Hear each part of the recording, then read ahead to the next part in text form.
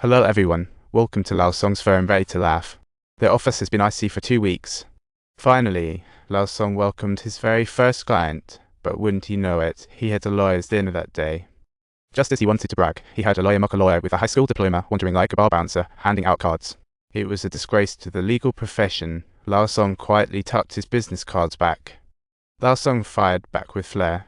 They were practically fuming just knowing he earned more than they did.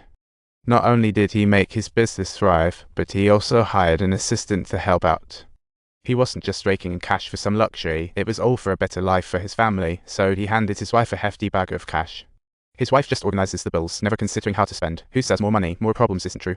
He thought about using the money for good deeds, but deep down, he didn't want to spend it at all. With such a wonderful wife, who wouldn't be moved? If you're looking for someone like that, go check out Tanton. Single guys, don't wait. Life's too short.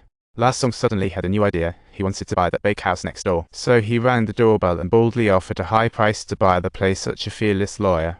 This wasn't precisely the location where his dreams were set to soar, however.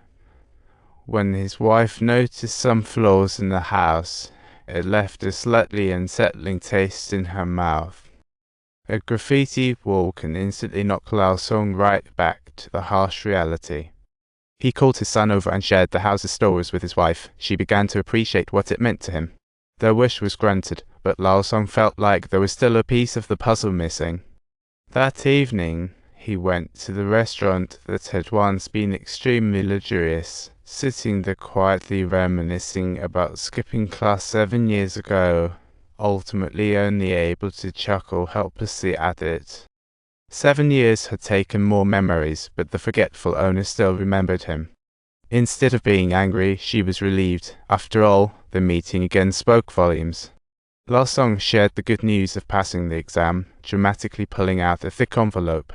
He thought about paying back his dues, but the owner firmly refused to accept. Looking at her genuine smile, Lao Song couldn't resist the urge to hug her and feel that warmth instantly. It was her generosity and kindness that gave him hope.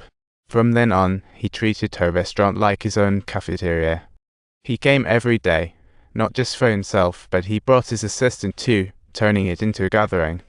With his business booming, Lao Song not only expanded his operations but also hired a beautiful secretary to assist him.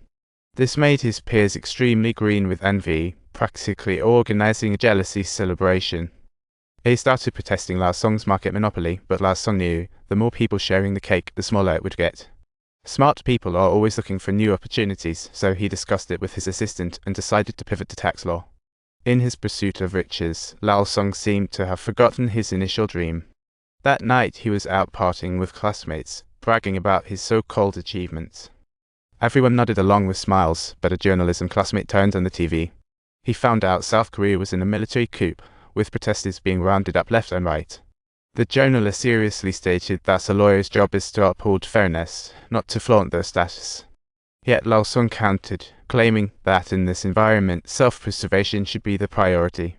He believed protests were useless, while others stood up for justice, leading to a fierce debate. The debate escalated to the point of shattering windows, but the owner didn't blame Lao Song. What a forgiving soul. She even helped him tend to his facial wounds, and has already been treating him as her own child. To Lao Song, this place was his sanctuary, and while the owner went to get medicine, he asked about her son attending the protest. Although he thought he couldn't change the big picture, it didn't mean he didn't care. Seeing Xiaoyu's silence, he reiterated his opinion. He thought those actions were not only dangerous but useless, and Xiaoyu surprised him with the response. Xiaoyu said, "An egg is just an egg, put the knife over there." This left Lao Song speechless. Lao Song quickly left money in the shop, as if cash was the ultimate truth. You know what? This kid knows how to let money do the talking. But Lao Song's thoughtless remark was overheard by the owner, crossing her line. What's wrong with you?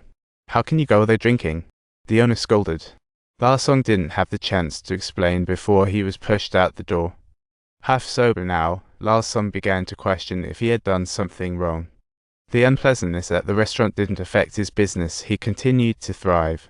His stellar performance in tax law caught the eye of one of Korea's top 10 construction companies. Subscribe and join our hilarious journey.